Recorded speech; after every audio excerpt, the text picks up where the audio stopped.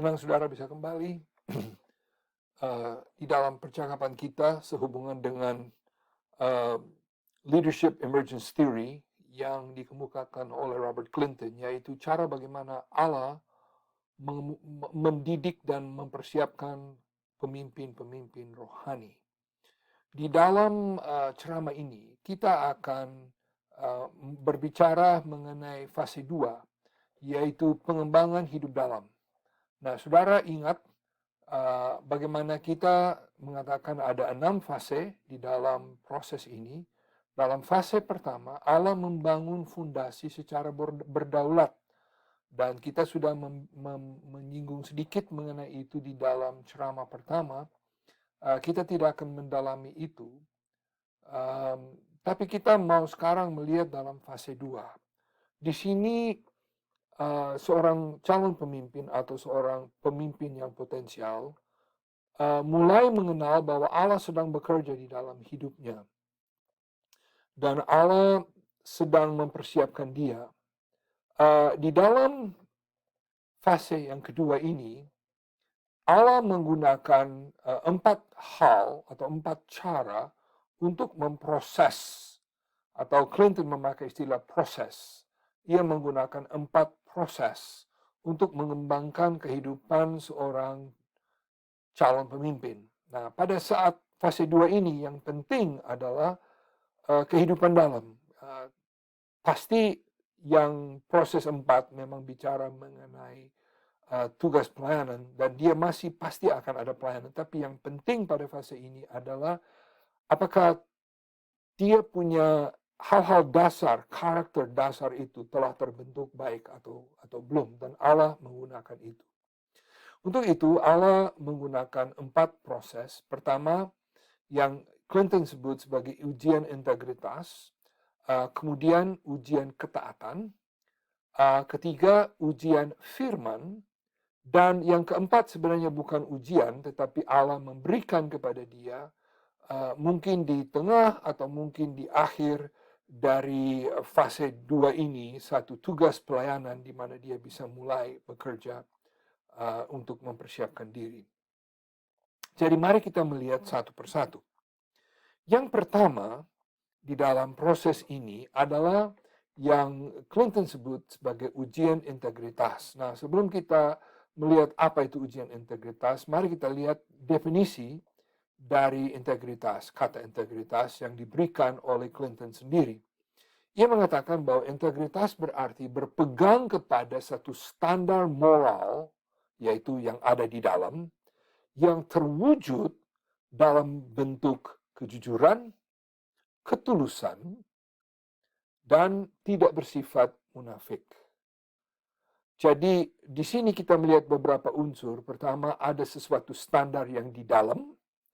Kemudian kita melihat bahwa standar itu wujud,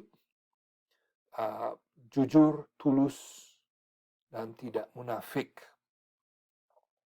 Ujian integritas adalah sebuah ujian yang Allah menggunakan untuk mengevaluasi maksud hati dan membentuk karakter dari seorang pemimpin.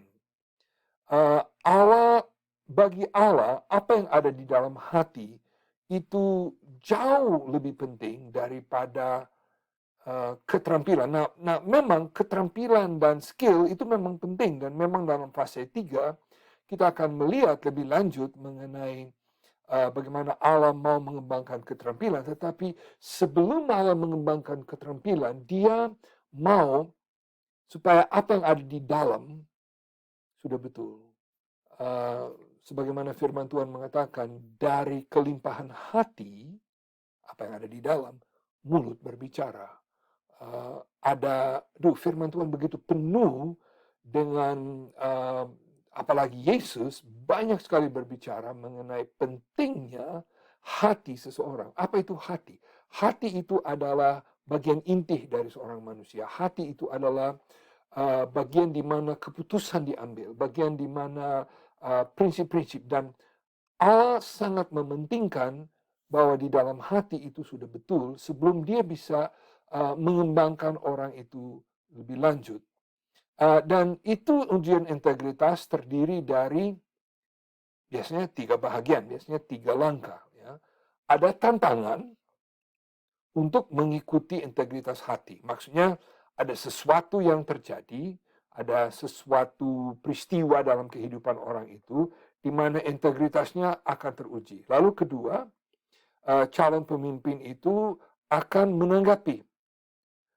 Dia akan menanggapi, dan lalu ketiga, dia kalau menanggapi dengan benar, pelayanannya dan dirinya semakin berkembang. Dan di sini kita ada satu contoh yang saya kira paling menonjol, yang mengilustrasikan ketiga langkah itu dengan baik. Dan saudara pasti ingat cerita dari yang ada di dalam buku Daniel pasal yang pertama. Dan saudara ingat di situ ada beberapa pemuda Israel yang berada dalam pembuangan. Mereka sedang dipersiapkan untuk menjadi pemimpin, dan dalam proses itu mereka disuruh makan makanan yang tidak halal sesuai dengan cara makan mereka. Itu adalah prinsip mereka. Nah, prinsip mereka mengatakan kita tidak bisa mengambil bagian. Mereka, jadi itu tantangannya. Jadi tantangannya adalah makan, dan memang implikasi yang mungkin tersirat adalah kalau kamu tidak mau ikut peraturan, pasti kamu tidak bisa berkembang, kamu tidak bisa maju, kamu tidak bisa dipromosi, tidak bisa naik pangkat. Oke, pertama tantangan. Nah, yang kedua, langkah kedua adalah apa yang menjadi tanggapan mereka terhadap tantangan tersebut. Nah, dalam hal ini mereka katakan kami tidak bisa, kami tidak bersedia karena prinsip-prinsip yang akan bertentangan dengan ajaran, dengan agama kami tidak bisa. Nah, di situ memang ujian besar. Nah, bagi mereka, karena mereka menunjukkan integritas, Tuhan membuka peluang yang lebih luas supaya nanti kemudian mereka dikenal sebagai orang yang pintar, orang yang cakap, dan mereka bisa melanjutkan pelayanan mereka di istana dan akan menjadi lebih baik. Nah, saya kira itu satu contoh yang menarik sekali. Sebenarnya ada di dalam buku Daniel ada beberapa contoh. Sebenarnya Perjanjian Lama penuh dengan contoh. Saya bisa memikirkan ini tiga anak Israel, Shadrach, Meshach, dan Abednego, di mana mereka disuruh tunduk kepada patung, menyembah patung. Itu tantangan kepada integritas standar yang ada dalam hati mereka. Mereka katakan tidak bisa, dan dalam hal ini mereka berani menghadapi resikonya, berani menghadapi akibatnya, dan mereka terbuang dalam asap. Sama prinsipnya. Ada satu lagi, masih dalam buku Daniel, bagaimana Daniel sendiri sebagai seorang seorang menteri atau seorang pembantu menteri, saya tidak tahu persis jabatannya pada saat itu. Dia tidak boleh berdoa, tidak boleh minta apa-apa kecuali kepada raja, dan saudara tahu apa yang terjadi, ada tantangan kepada integritasnya. Dia menanggapi sesuai dengan apa yang ada di dalam, dan ia jelas masuk di dalam lubang singa, tetapi Tuhan memperluas. Nah, ada beberapa jenis, ada beberapa cara bagaimana Allah menguji integritas seseorang. Mungkin yang kita sudah bicarakan ini adalah nilai. Lalu mungkin yang berikut mengenai godaan. Saya kira contoh yang sangat bagus di sini adalah Yusuf di dalam rumah Potifar. Digoda untuk melanggar prinsip dasar yang ada dalam dirinya. Dia menolak. Tapi lain kali tidak seperti itu. Lain kali ada sesuatu yang masuk dalam hidup kita, yang ketiga ini, yang berkonflik dengan visi yang Tuhan berikan. Jadi mungkin Tuhan mengatakan, saya mau kamu begini, tapi ada sesuatu yang menantang, ada sesuatu yang melawan visi kita. Nah, sekarang kita harus mengambil keputusan, apa yang harus saya berbuat? Apa saya mengikuti visi yang ada dalam hati, atau saya mengikuti situasi? Itu menguji iman. Atau mungkin lain, pilihan-pilihan dalam pelayanan. Mungkin Tuhan panggil untuk melayani begini, tetapi ada tempat lain yang kelihatan lebih basah, lebih hebat. Di sini saya punya integritas pelayanan diuji. Jelas hal-hal seperti penganiayaan. Banyak cerita yang bisa kita ceritakan mengenai orang yang dianiaya. Jelas dalam Alkitab sendiri, orang seperti saya sudah singgung Yusuf, yang dianiaya, yaitu dianiaya, dimasukin penjara karena dia mengikuti pendiriannya. Saya kira rasul-rasul dalam perjanjian baru sangat diuji melalui penganiayaan. Kami akan melepas kalian kalau kalian tidak lagi berkhotbah mengenai Yesus. Juga satu ujian integritas, mungkin ujian loyalitas. Seorang akan loyal, akan tetap tekun. Atau satu lain, ujian penggantian rugi. Clinton ceritakan di dalam bukunya mengenai, saya lihat di sini, mengenai sebuah contoh, seorang bernama Carlton Booth, bekerja di pabrik coklat. Nah, dalam istilah toko coklat, di mana mereka orang datang mau beli coklat, ada yang ngisi kotaknya di lantai 2. Lalu kotak kebetulan itu ada 2 lapis. Diisi di bawah, lalu dikasih kertas, lalu diisi yang di atas, lalu dibungkus, dikasih ke bawah. Dan rupanya si Carlton Booth, dia paling suka coklat. Dan kadangkala dia ambil satu coklat dari lapis bawah, dia makan, dia tutup dengan kertas, dia bungkus, tidak ada yang tahu. Tapi rupanya Tuhan bicara dalam hatinya, jauh kemudian, setelah dia sudah tidak lagi bekerja di situ, dan Tuhan berbicara kepada hatinya, loh kamu curang, kamu harus ganti rugi. Dan dia kembali kepada toko itu, jelas ya yang belinya sudah tanggung rugi, tapi dia tidak tenang. Yang punya toko bilang, sudahlah nggak apa-apa, tapi bilang, saya tidak bisa, saya harus ganti rugi. Jadi dia coba saja hitung ya memang, dan dia ganti dengan uang. Nah saudara, hal-hal seperti itu menguji apa yang ada dalam diri kita. Dan memang dalam hal ini mungkin tidak ada orang yang tahu, tapi ini yang Allah gunakan untuk menguji kita. Nah, di dalam ujian integritas, ada sebuah prinsip kepemimpinan dasar. Dan prinsip dasar itu adalah bahwa integritas adalah hal yang sangat mendasar. It's basic, sangat mendasar untuk kepemimpinan yang berhasil. Integritas harus ditanamkan dalam karakter seorang pemimpin mulai dari awal kehidupannya. Dan terus terang saudara, sedih kalau kita melihat orang yang sudah lebih naik, sudah naik daun, sudah lebih terkenal dalam pelayanan, tetapi rupanya integritas tidak tertanam betul waktu masih awal. Nah, saudara, mungkin sepanjang beberapa waktu kita bisa pura-pura, kita bisa bermain, tapi akhirnya akan wujud. Cara kedua yang Allah gunakan untuk mendidik, mempersiapkan kita adalah yang disebut ujian ketaatan. Nah, ujian ketaatan itu adalah cara yang Allah gunakan untuk mengajar si pemimpin mengenal, mengerti, dan menaati suara Allah. Allah menguji tanggapan pribadi si pemimpin terhadap kebenaran yang Allah menyatakan kepadanya. Yaitu Allah akan memberikan satu perintah. Nah, saya kira sebuah contoh yang bisa kita lihat yaitu Abraham. Sebenarnya cerita Abraham itu kalau kita melihat secara mendalam sebenarnya luar biasa. Abraham ada di Ur Dan Abraham disuruh oleh Allah, kumpulkan seluruh keluargamu, berangkat dan pergi ke tempat yang akan saya tunjuk. Di mana Tuhan? Di mana Tuhan? Oh, Tuhan tidak kasih tahu.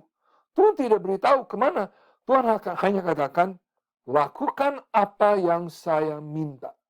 Nah, saudara yang sudah mempelajari perjanjian lama dan juga sudah mempelajari kutipan dalam perjanjian baru, mengetahui bahwa hal yang membuat Abraham begitu berkesan kepada Tuhan, hal yang membuat Tuhan begitu cinta Abraham adalah imannya. Imannya berarti apa? Ya, saya akan taat, saya akan lakukan, walaupun saya tidak tahu kemana Allah sedang pimpin saya. Nah, perhatikan kalimat terakhir yang ada di layar. Ini prinsip yang sangat penting. Ini prinsip penting bagi kita di dalam, bukan hanya pelayanan, tapi dalam kehidupan kita. Ketaatan tidak bergantung kepada pengertian. Maksudnya, kalau Allah suruh melakukan sesuatu, saya tidak perlu mengerti apa akibatnya, apa dampaknya, apa yang akan terjadi. Saya tidak perlu mengerti apa maksud Allah dalam semua hal ini. Saya harus taat dan Dia yang akan bertanggung jawab untuk hasil. Nah, saya yakin saudara bisa mengerti betapa besar prinsip ini. Bahwa Allah mau kita belajar taat kepadanya. Apapun pandangan atau apapun yang kita mengerti atau belum mengerti. Ujian ketaatan bisa melalui di dalam beberapa bidang. Mungkin melalui harta dan memberi. Mungkin ada sesuatu dalam tangan kita dan Tuhan suruh kita memberi. Oke? Atau mungkin Tuhan katakan, keluarkan semua uang yang ada di dompetmu, kasih kepada orang itu. Oh Tuhan, gimana nanti ongkos bus pulang? Di mana saya mau beli bensin? Taat. Mengutamakan kehendak Allah dalam pemilihan jodoh hidup. Aduh, saudara. Apalagi orang yang masih muda. Kadangkala emosi berbicara. Kadangkala ketertarikan kepada sesuatu. Kita bisa bicara panjang lebar. Saya mungkin hanya cerita, saya suka cerita sesuatu. Ini terjadi kira-kira 35 tahun yang lalu. Saya sedang melayani di sebuah gereja yang saya tidak tahu. Itu karena saya waktu persiapan jadi misionaris. Saya melayani di banyak gereja, saya diundang untuk cerita mengenai pelayanan di Indonesia. Dan satu malam, ini malam-malam, saya sudah selesai, saya cerita bagaimana Tuhan berbicara kepada hati saya dan memanggil saya menjadi seorang utusan Injil, seorang misionaris. Dan datang seorang ibu yang kira-kira seusia dengan saya. Dia membawa, saya tidak ingat 1-2 anak bersama dia. Dan lalu dia bilang begini, ini cerita, ini mungkin percakapan kita mungkin 2-3 kalimat. Tapi saya terkesan. Dia bilang begini, tahu ya, waktu saya masih muda, Tuhan panggil saya jadi misionaris juga. Tapi saya nikah dan ya itulah dia bilang begitu. Saya nikah dan inilah saya. Maksudnya mungkin orang yang dia nikahi itu orang baik. Tetapi rupanya dia tidak memikirkan dampak siapakah jodoh itu untuk masa depan. Kadang-kala Allah akan bilang, ya kamu ya jatuh cinta dengan orang itu, atau orang bilang cinta monyet ya. Tapi betulkah? Well, aduh, ya. Ketaatan, belajar dipakai oleh Tuhan dalam pelayanan. Belajar mengampuni. Tuhan bilang, ampuni orang itu. Tapi Tuhan, mereka keras. Tapi Tuhan, mereka tidak ampuni saya. Tuhan bilang, ampuni. Mengaku kesalahan. Ini menjadi masalah besar bagi orang-orang tertentu. Sulit mengaku, saya yang bersalah. Saya minta maaf. Memperbaiki tingkah laku yang salah. Dan seringkali di dalam hal-hal seperti ini, kadangkala akan ada orang luar yang berbicara kepada kita. Tapi jauh lebih sering, kita harus belajar mendengar suara Allah di dalam hati kita secara pribadi dan menanggapi dan taat kepada hal itu. Nah, saudara, ini yang disebut ujian ketaatan. Seorang pemimpin bertanggung jawab untuk mempengaruhi orang lain agar mereka juga mau taat kepada Allah. Seorang pemimpin tidak akan berhasil dalam hal ini selain dia sendiri telah belajar taat. Jadi ada prinsip kepemimpinan dasar yang bisa kita pelajari dari hal ini. Ketaatan harus lebih dahulu dipelajari sendiri, baru dapat diajarkan kepada orang lain.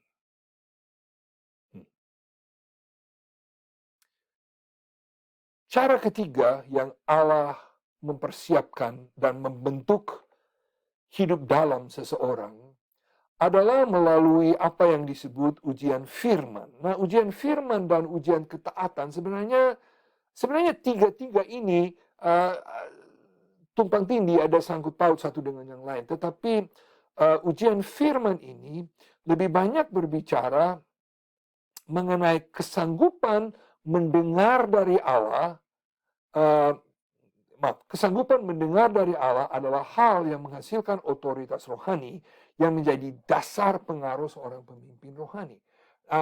Otoritas rohani menurut definisi Robert Clinton adalah pengaruh yang seorang mempunyai terhadap orang lain karena mereka berpandangan bahwa orang itu telah mendengar dari Tuhan. Jadi seorang pemimpin rohani, misalnya seorang gembala sidang, kalau jemaatnya sadar dan mengerti bahwa ia telah mendengar dari Tuhan, itu disebut otoritas rohani. Jadi, dari awal pelayanan seseorang, orang itu harus belajar mengerti cara bagaimana mendengar dari Tuhan. Bagaimana kita mendengar dari Allah. Pemimpin rohani, dan perhatikan di sini, selalu diberikan oleh Tuhan salah satu karunia firman. Nah, di sini Robert Clinton menggunakan istilah bahasa Inggris word gifts atau bahasa Indonesia karunia firman. Antara lain seperti karunia mengajar, yaitu dapat membagi firman supaya orang mengerti, karunia bernubuat, dapat menyatakan firman, karunia mendorong, menggunakan firman untuk menjadi kekuatan bagi orang lain, karunia kerasulan, yaitu membawa firman kepada tempat-tempat yang belum mendengar, ya seperti penginjilan atau karunia gembala. Jadi Clinton mengatakan seorang pemimpin rohani selalu diberikan oleh Tuhan salah satu karunia seperti ini. Jadi ujian firman berarti menguji kesanggupan pemimpin mengerti atau menerima firman dari Allah secara pribadi, lalu mewujudkannya di dalam kehidupan sendiri. Bila ia lulus ujian firman, biasanya Allah akan memberikan firman lain atau firman tambahan.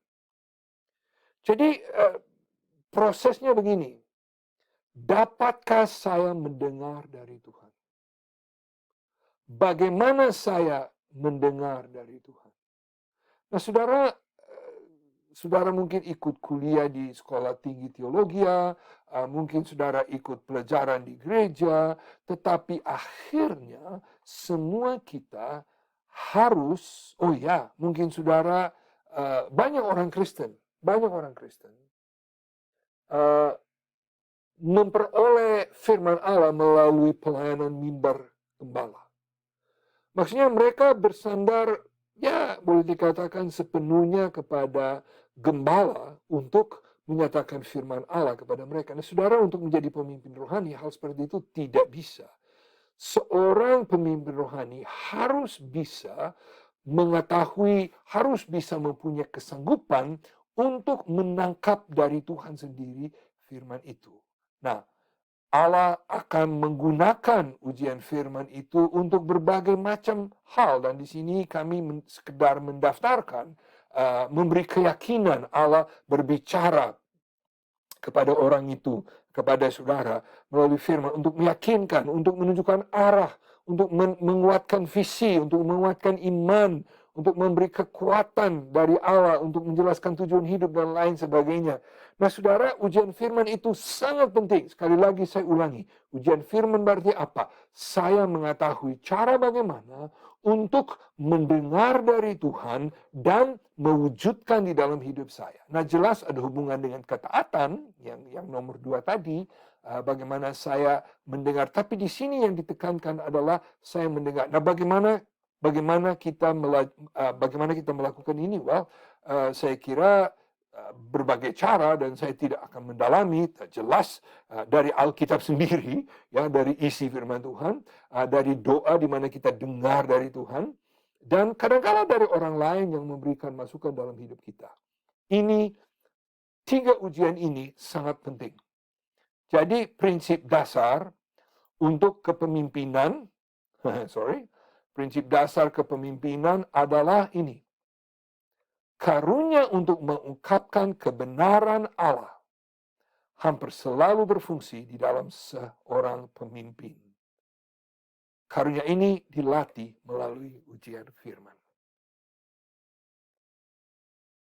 Nah, di sini tinggal menambah satu lagi, yaitu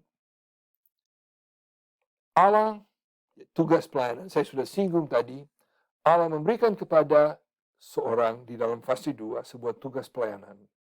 Dan tugas ini kemungkinan akan diberikan mungkin di tengah-tengah, atau mungkin pada akhir, atau mungkin pun pada awal fase 2.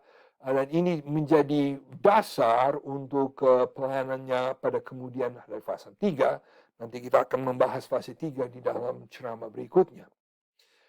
Saya hanya mau mengambil satu kesimpulan atau menutup dengan mengingatkan kepada saudara betapa pentingnya fase 2 ini. Ujian integritas, ujian ketaatan, ujian firman, ketiga hal itu membentuk karakter dari seorang. Dan sudah nyata, mungkin di dalam mata manusia, Anda sudah siap maju menjadi pemimpin rohani, pemimpin gereja, pemimpin apa yang hebat-hebat. Ya, puji Tuhan. Tetapi kalau 3 prinsip ini belum tak tertanam baik-baik, pada kemudian hari, saya berani memastikan bahwa Anda tidak akan mencapai fase 5. Maksudnya, Allah bisa pakai semua kita, apapun level ketaatan kita, apapun level integritas kita, Allah mau pakai. Tetapi Allah tidak bisa memakai secara maksimal kalau kita tidak lulus.